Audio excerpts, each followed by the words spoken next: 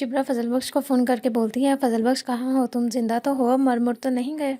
फजल बख्श शिप्रा से कहता है, हाँ तुम सही समझी, मरने में और मर मिट जाने में ज़्यादा फ़र्क नहीं होता। शिप्रा फजल बख्श को कहती है, ओ हेलो, क्या हो गया तुम्हें? ऐसी बातें क्यों कर रहे हो? कहीं तुम्हारी गर्लफ्रेंड से झगड़ा तो नहीं हो गया?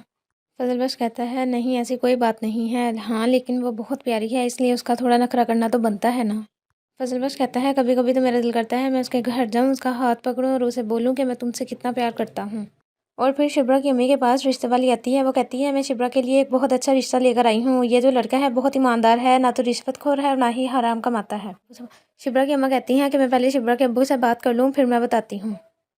शामिर बाजार जाता है। उधर उसके दोस्त फजल बख्श की बेटी उसके लिए जर्सी लेकर आती है और उसे कहती है, ये आपके लिए दादी जान ने भी भिजवाई है। फिर शामिर अपनी जेब से पैसे निकालकर उस बच्ची को देता है और कहता है, ये पैसे मेरी तरफ से दादी जान को दे देना। फिर फजल बख्श जल्दी से आगे होकर पैसे पकड़ लेता है और कहता है, नहीं नहीं, ये पैसे हम नहीं लेंगे। अपनी बेटी से बोलता है, बेटी तुम घर जाओ, और जल्दी से वो सारे पैसे अपनी जेब में डाल लेता है। शिप्रा के अब्बू घर आते हैं। शिप्रा की अम्मी शिप्रा के रिश्ते की बात उनसे करती हैं। शिप्रा के अब्बू कहते हैं, रिश्ते वालों को बुला लो, देख लेते हैं, देखने में क्या हर्ज है।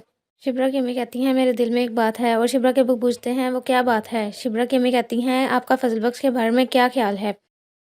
शिप्रा के अब्बू कहते हैं, ऐसा नहीं हो सकता, शिप्रा और फजल बख्श में बहुत फ़र्क है, जैसे सोच का, तालीम का, प्रोफेशन का।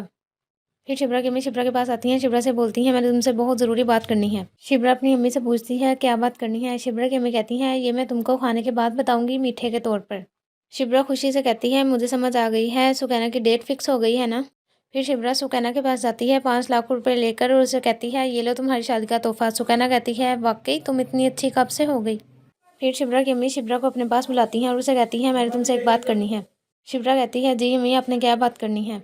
शिप्रा की अम्मी कहती हैं, तुम्हारे लिए एक बहुत अच्छा रिश्ता आया है। शिप्रा कहती है, क्यों भाई? शिप्रा की अम्मी कहती हैं, आखिर शादी तो करनी है ना?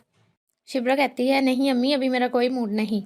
शामिर अपने दोस्त के पास जाता है। उसका दोस्त कहता है, तुम क्या सोच रहे हो? शामिर कहता है, मैं सोच रहा हूँ मैं प्रपोज कर ही दूँ। शामिर का दोस्त कहता है, तो बोल दो 3 वर्ड।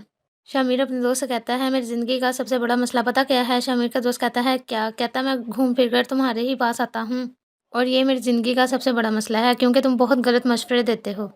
फजल बख्श घर आता है। शिप्रा पूछती है, ये वक्त है घर आने का? क्या रहा है? तुम घर इतना लेट क्यों आते हो? काफ़ी दिन हो गए हैं, मैं तुम्हें नोट कर रही हूँ, आखिर वजह क्या है? और तभी फजल बख्श को निम्रा का मैसेज आ जाता है। शिप्रा कहती है, मुझे पता है तुम निम्रा के पास से ही आए हो। फजल बख्श शिप्रा को पीछे करके कहता है, पीछे हटो, मुझे भूख लगी है, मुझे खाना ला कर दो। फिर शिप्रा फजल बख्श के लिए खाना लेकर आती है और उसे देती है। फिर फजल बख्श को निम्रा की कॉल आ जाती है और उससे अंग्रेज़ी में बात करती है, लेकिन फजल बख्श को अंग्रेज़ी में बात करना नहीं आती।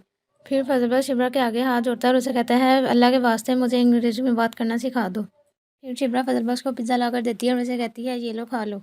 फजल बख्श शिप्रा से कहता है, तुम मुझे पर्पज़ करना दिखा दो। शिप्रा हंसने लग जाती है। फजल बख्श कहता है, क्या हुआ? शिप्रा कहती है, पर्पज़ नहीं, प्रपोज होता है।